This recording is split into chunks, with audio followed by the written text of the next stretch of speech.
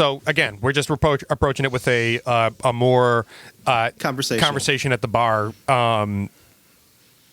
energy. Word. Okay. Sounds good. Hey.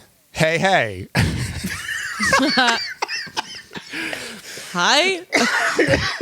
Julia, thank you for joining us on Improv FAQ at length. No, thank you. We have longer conversations about improv topics that have many questions surrounding them. Our topic for this episode is going to be narrative improv, which, Julia, you have some special experience with, being part of the cast at the Magnet Theater here in New York. And so we're hoping that you can school us in from a more experienced perspective. And I will. Bob and I have a whiteboard, so I will. Use it. But the conversation is about narrative improv. I'll take it from here. So here's what narrative improv. Some things I would love to talk about. We will start by everyone just kind of giving your experience with it. But I want to talk about the appeal that it has, because I think it has a very special appeal to audience members and improvisers.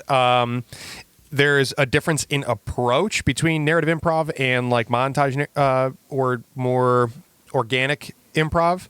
And also the unique challenges and payoffs to narrative, because it's a very difficult approach to improv, and as hard as it is, when done well, it can be very, very uniquely awesome.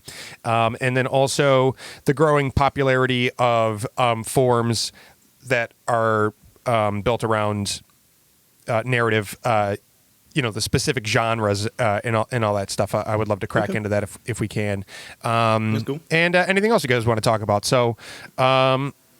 For Politics? starters, and we'll also get into some politics and current events, as we always do. Yeah.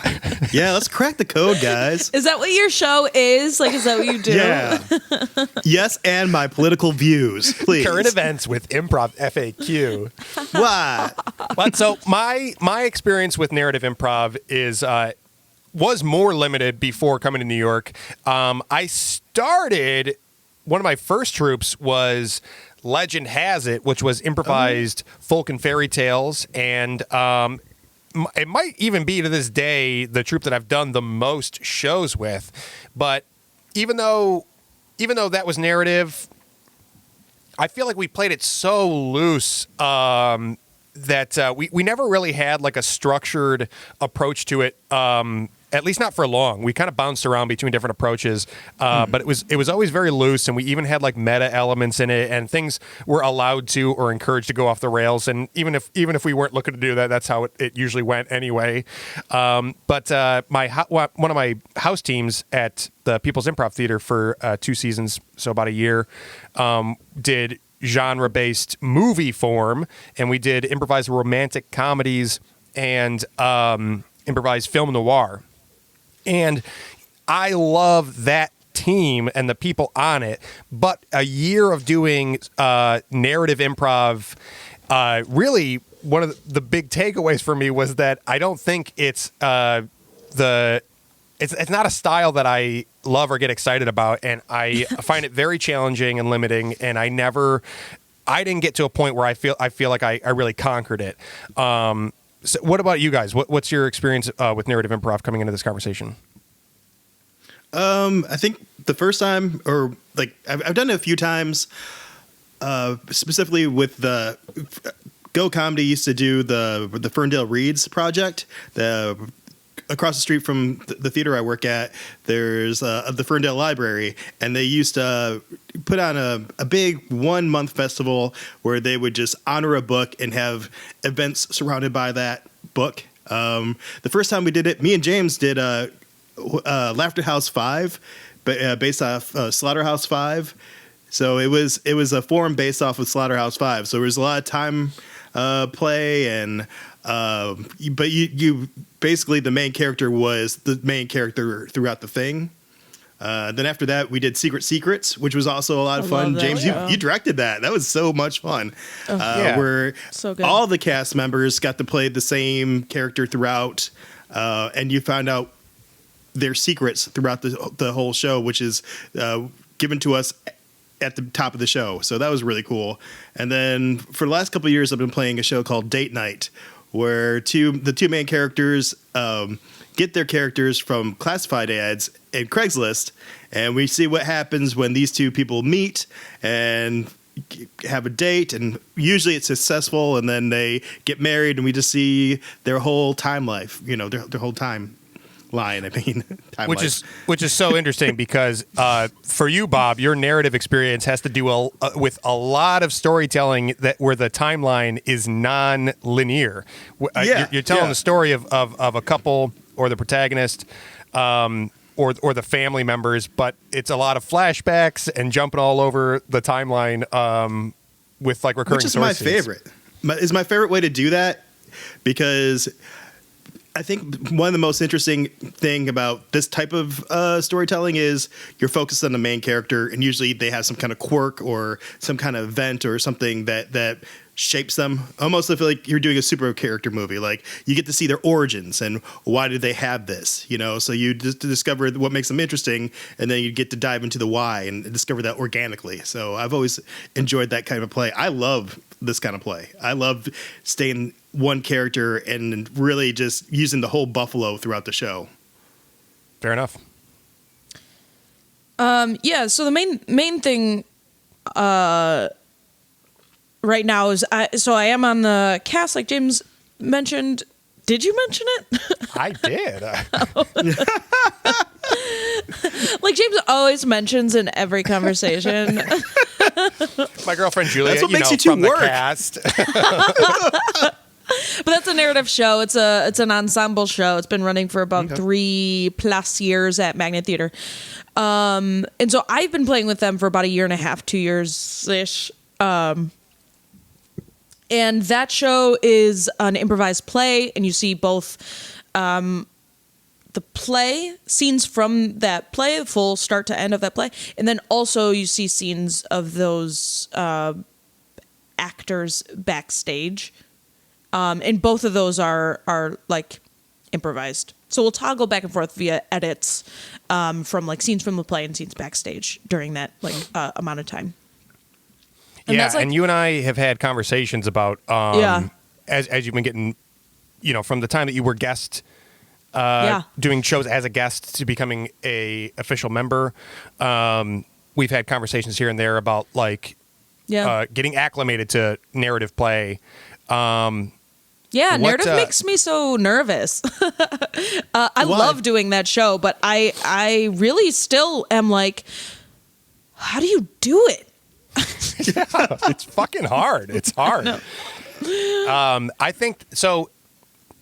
We can just meander all over the place on threads of the conversation here, but one of the things that I find so difficult about it, it's something that I find limiting and challenging about, but I really admire people who have a style or a brain that's built for it, which is an ability to not only establish context and exposition with just rich with details right up front. Not really I think that's such a valuable skill to exercise, but it doesn't make it any less challenging to do. No matter how valuable it is, it's hard. Oh my God, totally. And people who are built for that. Go ahead, Bob. Oh no, I just agreeing with you. There are people built for that. And I just want to say, just because you're not good at that particular thing doesn't make you a bad improviser. Right. There's a lot of great improvisers who I don't think are built for that style. They're fun to play with. They're wild. But when it comes down to establishing that long, drawn out, I guess, not I want to say drawn out, but the pacing's way different than doing a montage. The scene's going to be 3 minutes. You get to go wherever you want. You don't really have to hold back at all because, at some point in the near future, it's going to be edited, and you don't really have to revisit it until later on or not at all. Yeah. Yeah. And so the other side of the exposition too is that people that I was playing with on this team Star Force at the pit, there were people on that team who could really see the possibilities of where the story was going and the secrets backstories of the character and just like immediately flesh out what's going on with these characters, and like within the first scene or two of the show be like, oh, I'll bet you this woman who owns the pet store is the frickin', person with the poison or whatever. And that I just, it never comes to me like that. And I would really have to train myself to think like that in order to play successfully with narrative. I actually sometimes think even like if I were to like write an outline of sometimes spec scripts are really hard for me because I have so much fun writing scenes and I have fun writing characters, and I think I'm like very good at that. But then actually coming up with like the plot of the show or the plot is just, I get stuck after a certain point. I think that's true of the of narrative too, and I think like I bring a lot to the cast, and I think like my energy is right for it, and I think I like can play that style pretty well, but I don't think I'm someone who has like good like play vision. Well, and you're a very versatile player. I think that you can fill any role that's needed in whatever style that you jump into, and so I'm curious. I completely agree. Yeah, I completely agree. Oh my God, thank you. You know what? And that's why I come on the show. And that's why I do this. That's exactly why. But I know we've had... When you texted me to do this, I said, just make sure that you give me compliments. Anytime the adulation I deserve. Anytime I bring myself down, I need you two to bring me up. Oh, she's slipping. You're so versatile, though. You're wonderful. Bring good energy. The Girl, positivity. Bob, agree. You. Bob, can you agree? I completely But your agree. charisma. But I know. So we have talked about that exactly, Julia. The different roles that you need to fill depending on who you're playing with in a narrative form, and as you get more familiar with the people who are doing regular shows with the cast. What kinds of roles have you found yourself needing to fill, and what are some types of players that are on the cast that that have the different strengths that make the show work? Yeah, so Beth Slack is not on it anymore. She's since retired, but she and a current player... Just from the cast. She's still playing, right? She's still, still the show? Okay, yeah. Sorry, from the cast. She's 65. So she and Chris Booknight, who is a current cast member, are both very good. Like, they're both just like very theatrical and know how to like move the play along, and they will think outside the box, and they will like know how to make the story go, and they'll do that in a very committed and play like way. Yeah. High integrity players, yeah. And to have people like that is so crucial. It can like truly make or break a show.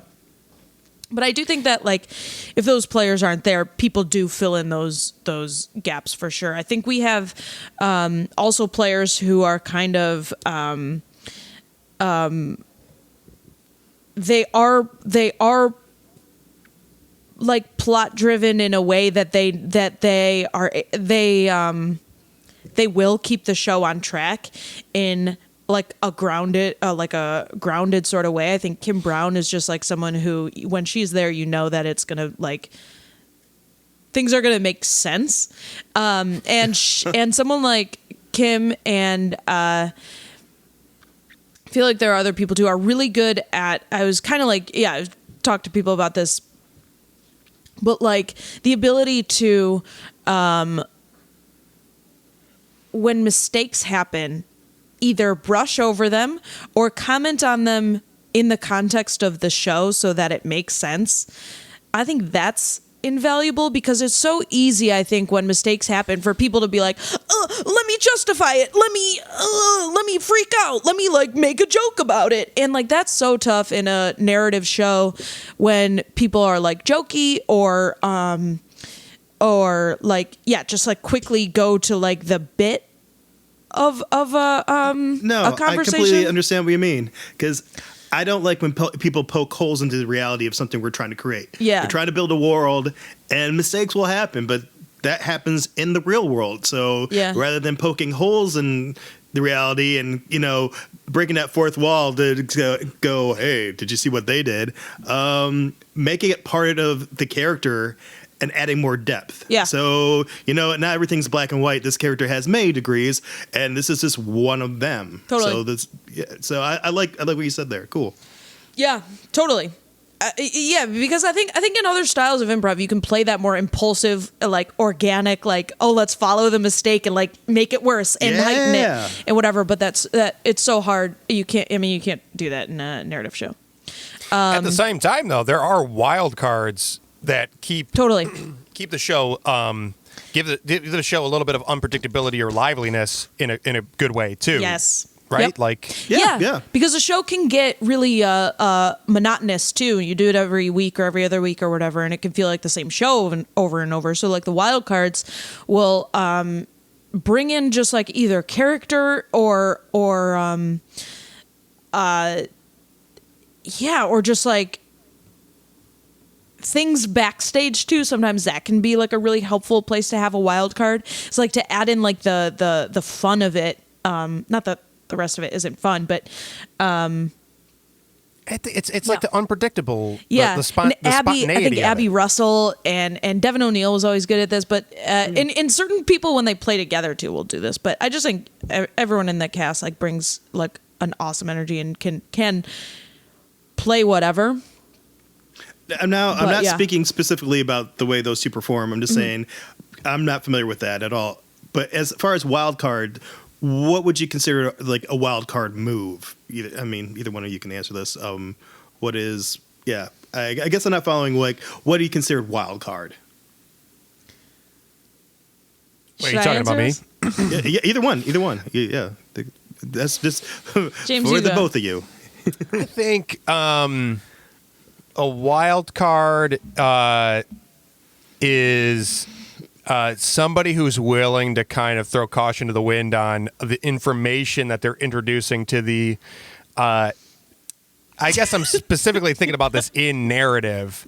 If they're like, so this, I'm hoping I'll think of a better example to clear it up than's coming to me right now. But basically, like one of the moves that comes to mind is when somebody says something like literally I've been like, oh, what are you, the head of macaroni? Because you're like, we're gonna have macaroni for dinner because it's great. And like, oh yeah, what do you own macaroni? Like as kind of like a joke in that character, and then the person is like, yes, I do own macaroni and I invented it, and my family has a long line of. Yeah, I am Thomas Macaroni. yeah. Things generally like things like that, or things that bring in like a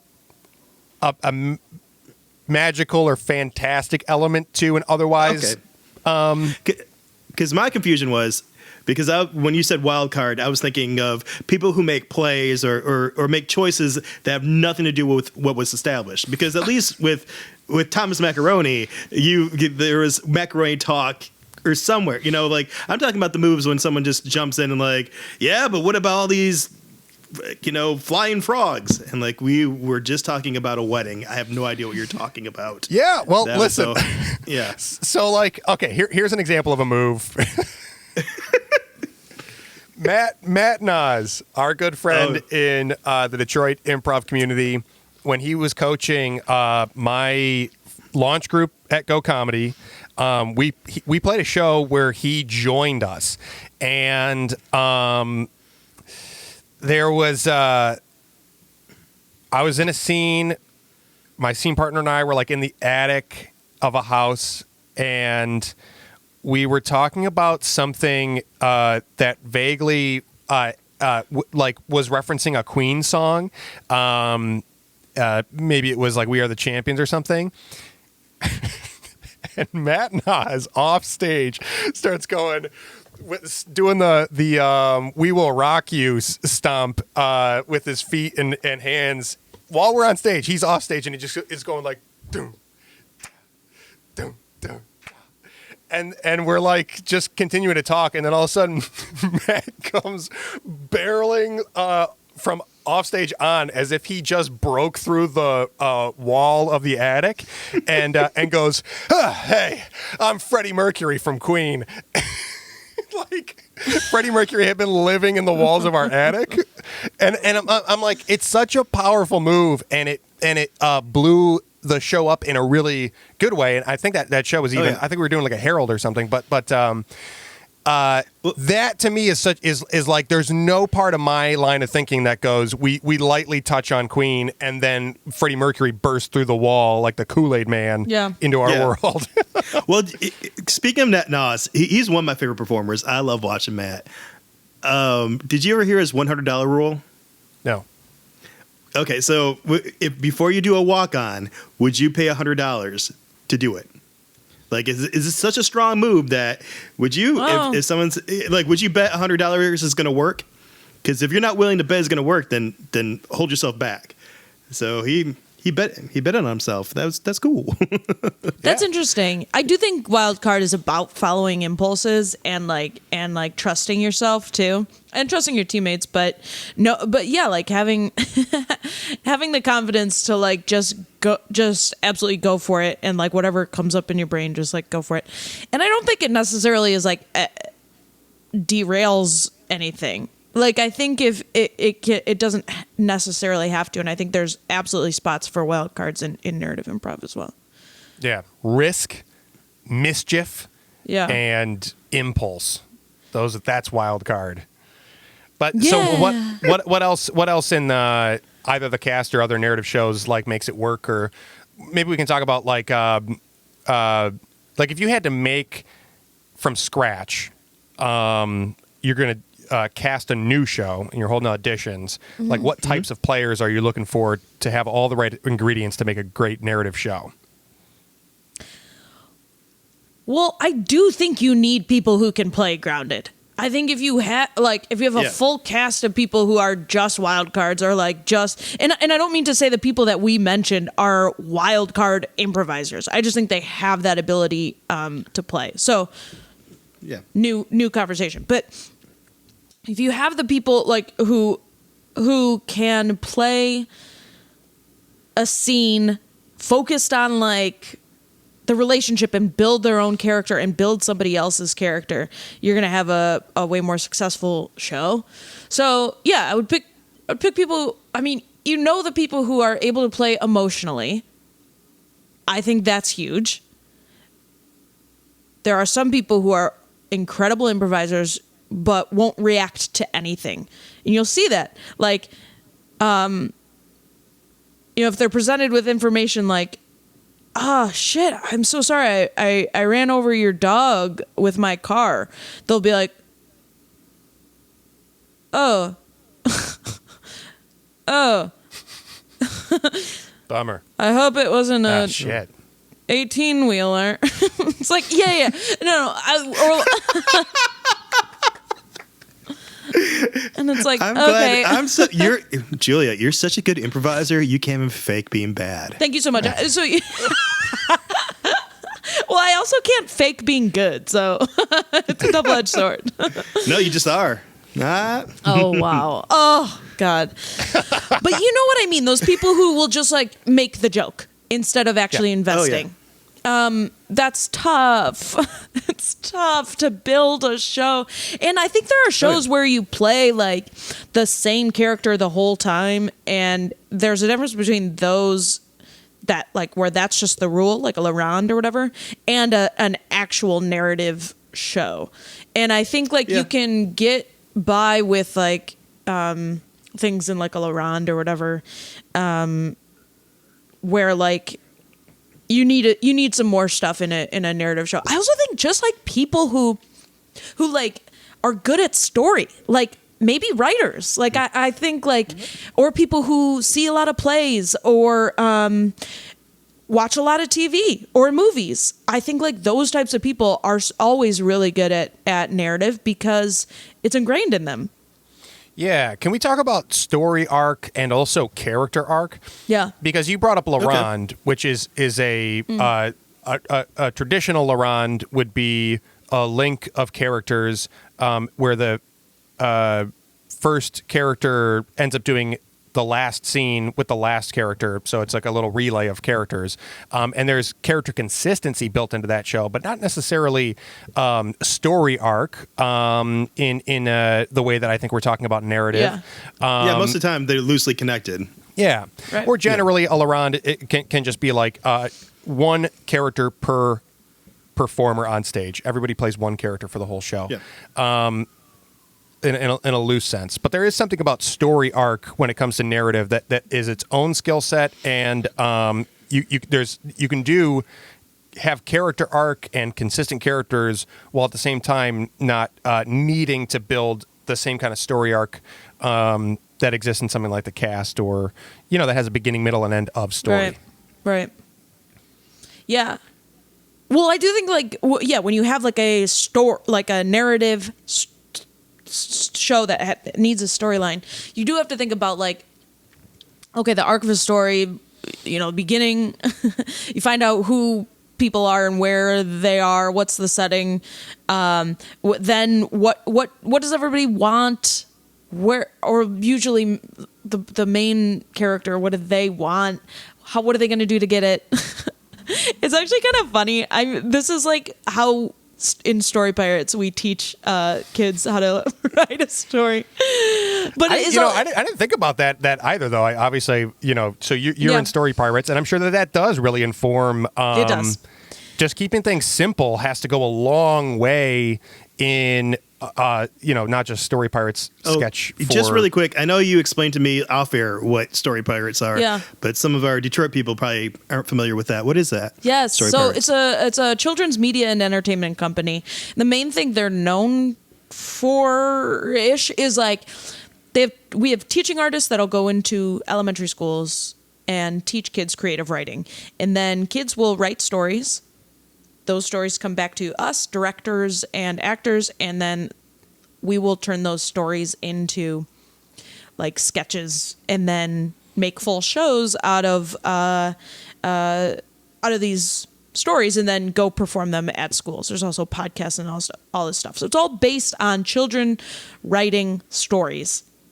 That's cool. That's so cool. It's the best. It's so fun, and because kids are have the best imaginations and will always think outside the box. And it's very cool to just take these ideas and think about, okay, what is going on here? Even if they have a plot, who are we, what are we taking from their stories, and how are we building it into a sketch that we call them, that's gonna hit, because we have formulas that we know there might be a longer day in the life type story. There might be a game based actual kind of sketch, and then there might be just wild X Factory type stories that kind of have no plot at all, but are just really fun to do, and we choose all of those. But anyway, that idea, being a director for Story Pirates, does kind of put that stuff into my mind of generally for a show, you need to know we always say going into shows, a lot of times when we are okay, what are our goals for this show or whatever, it's always you're talking keep the cast it simple now? Oh yeah, for the cast. Yeah, okay. Sorry. Okay, thank you. Keep it simple. Thank you. So that's a big goal Always. at the Always. outset, is keep it simple and clear in the beginning, so that you know what to latch onto. Always. And build Let's have with. one storyline, and maybe the B line if we need it, but one of the downfalls of narrative improv is not latching onto one storyline. It's kind of interesting. I took some musical improv classes at Magnet too, and they do such a good job. But they really instill in people, especially in the second level, how to do narrative, because the fairy tale form is really common in musical improv at Magnet. Oh, okay. And That makes sense. Yeah. Yeah. And Which so is, can you just give a quick breakdown on what fairy tale form would be, like introducing? Sure. What's the template for it? yeah, usually Ish. it's like hero's journey type thing where you've got the protagonist who's going to do the first scene, you've got the antagonist who's going to do the second scene, you've got what do they call them? The townspeople, Yeah, like side characters. There's a word for it. the ensemble. Yeah, like the bit characters basically who are doing the who do the third scene, and then the fourth scene is the protagonist and antagonist meet, and then fifth scene is sort of continuation of the fourth, but the protagonist is defeated in some way, and they have like a moment of defeat, and then usually the bit characters or their sidekick will come in and like help them or whatever, and then the last scene is them defeating the antagonist. The hero's And journey. Then yeah, Yeah. exactly. Cool. And it's basically like it doesn't matter in the first scene, whoever is in that scene, one of you two, whoever has the stronger want, is going to end up being the protagonist, and the accompanist will start playing the song for that person. Whoever gives the strongest want. And it's so funny because like that really did instill in me like, okay, this is narrative no matter what. Like the want could be so stupid, but if you like are convincing enough, if you commit hard enough, like I want my laptop to be at 100%, and if you have enough emotion backing that, you're going to get that song and you're going to be the protagonist of that story, and it's going to work because you're so emotionally invested in it. So that's like kind of loved doing those classes just for that reason. Yeah, that sounds very useful. A very useful way to think about not only keeping things simple for the story, but also for how it comes from character. Is Charm the characters are those bit characters. That's what they Cool. Gotcha. But yeah, exactly. Yeah, you're right.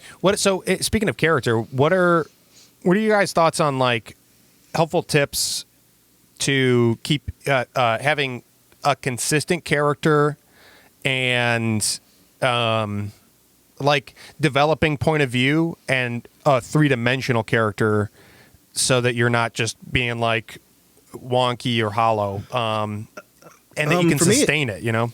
Oh yeah. For me, it starts with like good bones. So you have your physicality, you have your voice, whether it's accent or just the way you speak, a point of view or a want, and then discover your why. Why do you want that thing? And then keep on discovering why else you want that. You know, so the more whys the more true whys you go under to establish your want or to create that want for the character, I think the more interesting the character becomes. So I want a candy bar.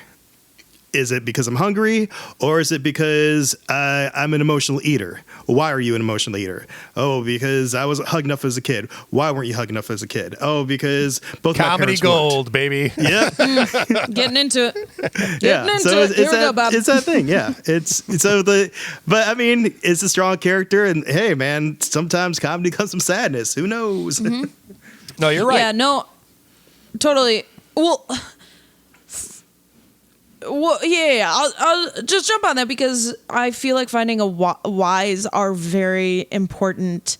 Whether if you're in the middle of a scene and you're like, what? Just ask yourself why you're doing it, and sometimes that can be very helpful. I will say that, like, as a director for Story Pirates, like one of the things we're taught is like when we're reading through these stories and we're choosing a story to build. When we're kind of like making the beats of that story, it is like one of the things we have to do is like take our main character, the main character that the kid wrote, and a lot of times it might be like kid logic where like they put a bucket on their head and now the whole world is afraid of them. But it's like we can make that make sense by asking like, well, why is the world afraid of them? Why did they put the bucket on their head in the first place? Create a backstory for this character on like why they're doing what they're doing, and what in their world made them do this thing, and what in the world that this kid wrote makes the people be afraid of Buckethead. So it truly is like asking yourself why. But I do think this is a good question because like a lot of times I find myself in the cast having a strong character. I feel like physicality and voice wise, like I fully know what I'm doing in the first like scene maybe. But once we start getting into like those, like the later scenes where, you know, I start thinking about plot, like I kind of lose my character and I kind of like lose what I was even fun in the first scene. And oftentimes like it's later in the show where it just gets lost and the show kind of loses a little bit of theatricality because I feel like we're like thinking about what is supposed to be happening and like plot, where in the first scenes like you're really just focused on like what your character is doing and why. So I think when you do have those strong wants, one of the things we do in a couple of the rehearsals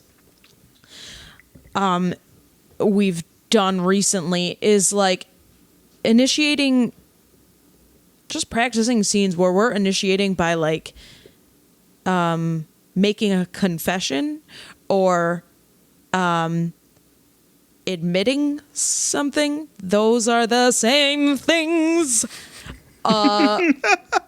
Or telling somebody new information that you secret. were withholding before. Yeah. Exactly. Yeah. So Making any a of those three revelation? things you can do. Yeah. Yeah, or I don't know, something like that where you're like making a big old statement or like asking for permission or telling someone no for some reason. Those are all just like strong ways to like, this is what your character cares about. And if you know that going into things, I feel like it informs so much about their like larger perspective, rather than like, you know, a lot of times you can go into a show and just like meander a little bit and those can be fun, but then it's like, well, what does my character want by the end of that scene? Where like having those strong feelings about a certain thing or person going into that scene can be very helpful, I think. Yeah, and there's definitely moments where I mean, just like a third of the time, I find myself actually going in my head to be like, okay, why is this character this way? Were they a spoiled only child, or you know, are they in the witness protection program, or like what is their secret or their what, you know? That actually happens to me in my head some amount of the time, but it's hard to like visit that. And I think it's nice to have those tools of saying things like revealing a secret or saying, you know, what this is really about is, or I never told you this, but can be really nice ways to kind of like put a lead out there for yourself to follow through on and just like force or bake into the dialogue a way to access that that for the character. Yeah. I also find like physicality for me. Sorry, Bob, did you have something? No. Oh no, go please. No, I was just agreeing. Physicality for me. I think that one of the notes or pieces of advice that I hear a lot, which is true, is that a character is more than just a voice or a physicality or a posture. But sometimes I feel like that makes people averse to having a voice or physicality as if they're things that are in conflict with each other. But for me, it's something great to lead with, especially like facial expressions. Yeah. And Goes just like a long way. It gives me, especially in like a multi-person scene. Like if you have to wait to deliver your dialogue and you just have a way of standing and holding yourself, an expression on your face, and just holding yourself there, people are gonna wait for what is this character like. They already have an idea because of the stage picture, but then they're waiting to hear that character talk, especially if you're doing something interesting compared to someone who just walked off the back line and just hold themselves in their I don't know, their resting posture that they always have. yeah. I do also think that like once you choose that thing, It can go a long way. Sometimes what trips me up is like, okay, how would this character feel about that character though? And if I find myself in a scene with, you know, the new character, and I'm like, okay, maybe my character would actually like kind of fall in love with this character, but also maybe my character would actually like kind of hate this character, and you know, the decision has to just be made. I feel like keeping things concise and making things deliberate goes a really long way in narrative too, where like I think like I struggle with that sometimes. I just like ramble and I'm indecisive and like just kind of wishy-washy and sometimes play coy, and I don't think that is to the detriment of a narrative show. I think you just have to make a choice and go with it. Like that, it's written that way. You have to just act like it was written that way. And to kind of piggyback what you were just talking about, another thing I see people do is wanting to have a reveal rather than just saying what they think. I think it's stronger just to make a strong statement and just to let everything out than, oh, I know it, but I'm not going to say it. And sometimes that can be an interesting choice, and I'm not saying never make that choice, but if that's your go-to, I mean, so many times as an instructor or as a coach, I have a couple people who want to do that in every scene, and you're not giving anything by that. You're not being interesting. You're just playing it like too cool for school. Yep. And it's kind of annoying, you know. We all know your reveal. The way you're going to be revealed is not that interesting because us in the audience, your scene partner knows it, yourself knows it. Just say it so we can get past it and find out where the meat is. I think that's such a good point. I think that is so true, and I know that. I still feel like I struggle with that. I'm like, this is going to be such a great thing, and just do so much for the play, and the audience is I'm building tension and stuff, and it's like, no. Once you do reveal it, it feels like it was a joke, and you were like planning it all along, and like I don't know. Yeah, it doesn't pay off like you think. I think there's a difference between doing that if it's a character choice compared to a plot point. Now, if it's like, I know who the murderer is, maybe hold that back until it's appropriate. Right. Not if you're a wild card. We still got... Minute 5. We still got 40 minutes left. It was Marie who killed her dad.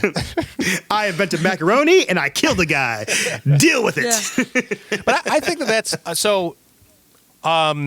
one, I think it's such a great point to talk about making decisions and letting go of the pressure of it can feel in narrative like there's a right answer, there's a right way that this character should feel about this other character, and that you're trying to figure it out. You know, the right answer is out there, and it's your job to search through the options and pick through multiple choice to get the actual correct answer. When the truth is that you make the choice first and justify it after, and as long as you're committed to it through the filter of your character, it's going to make sense.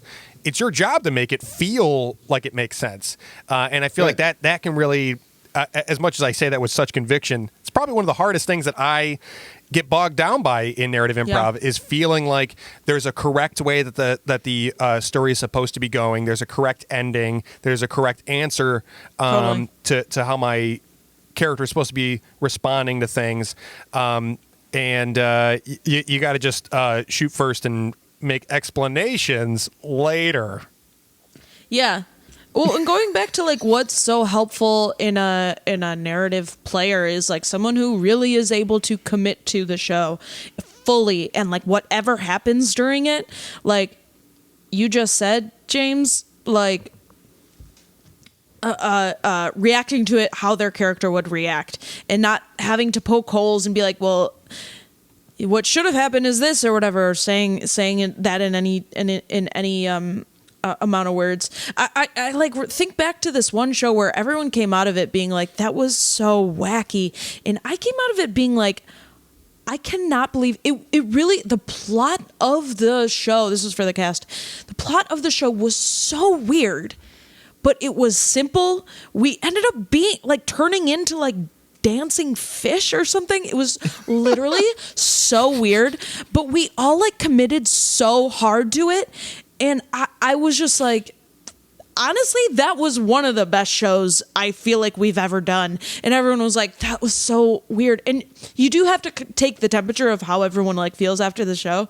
And like, maybe I was just like crazy, but I really feel like we committed to this like weird turn in this show fully as characters in that play. And I think that like made it so fun, and like it made it make sense.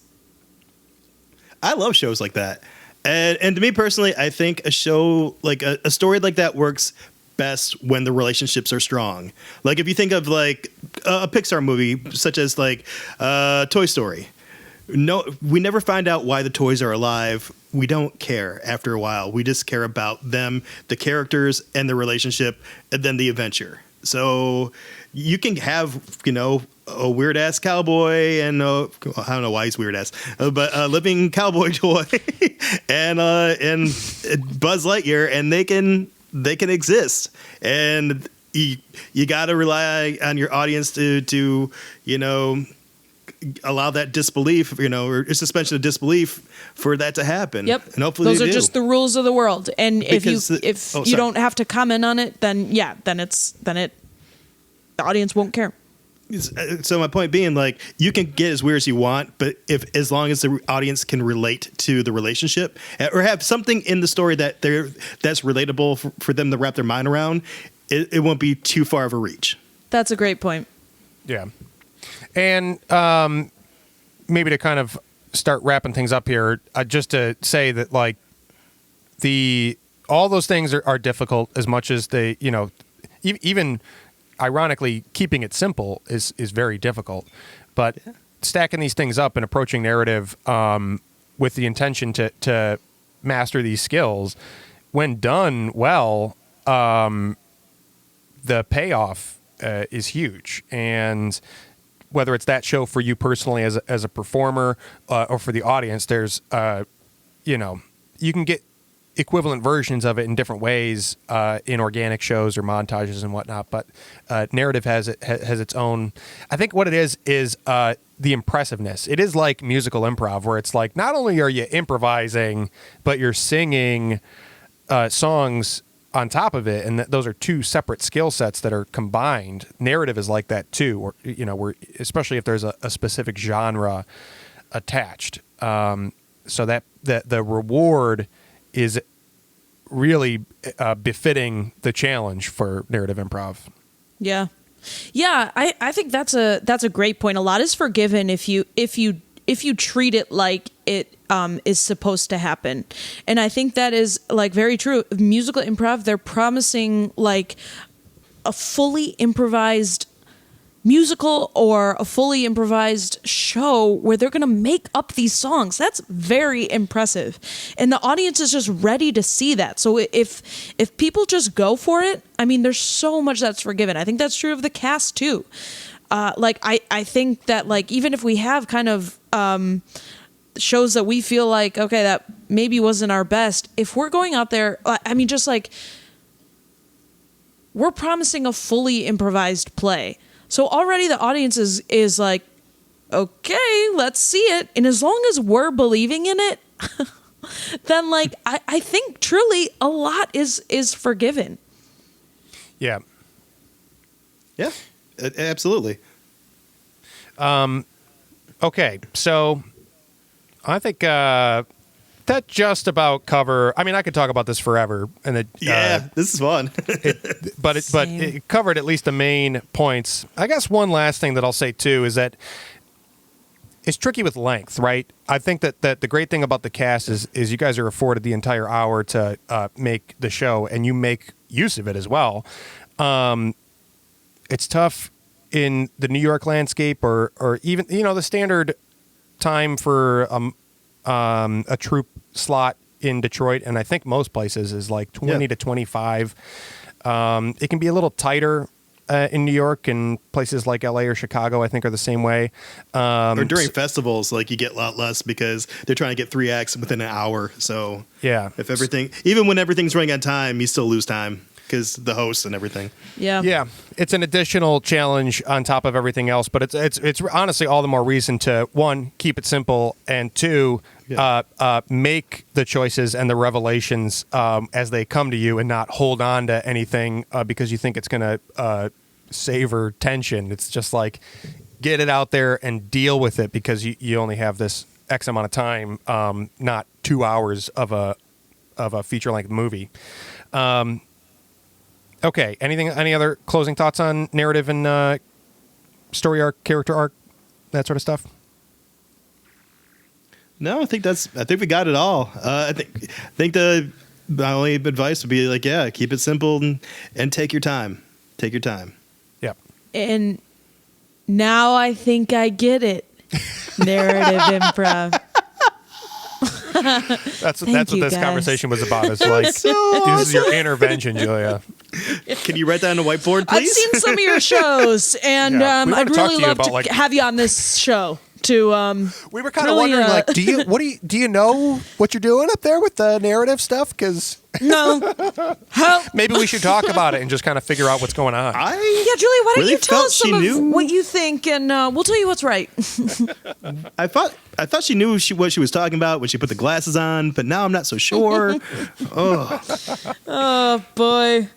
All right, I'll come back to you guys mid-show for our next show and ask you what I should do. Okay. Okay. Well, thank you for taking the time to talk shop about it. And the cast right good now seeing you. is playing virtually for the Magnet. Yeah. I don't know when our next show is though. But what's the general info on Magnet, how to see virtual shows, and in case people are able to catch the cast, how are they going to be able to find out that it's happening? Yeah, so Magnet itself is doing a lot. Their shows pretty much every day and night of the week. So you can go to magnettheater.com to check out what's up for that night and upcoming shows as well. And basically what they're doing is we'll do our show like as if we're doing this we do our show on Zoom and it streams live on Twitch. Wow. So that's the tech of it. And so basically what you need to do is basically just go to twitch.tv/magnet at any time and you can see what shows are streaming. And it's sweet. It's really cool. There's been some awesome shows. You can also check me out on social media. I'll be promoting any show I'm doing. So Sweet. We will certainly include your social media handles in the description. Cool, guys. Good talk. Good talk. yeah, thank you guys so much. Oh, thank you. Good seeing you, Julia. Good End seeing you, of Bob. story.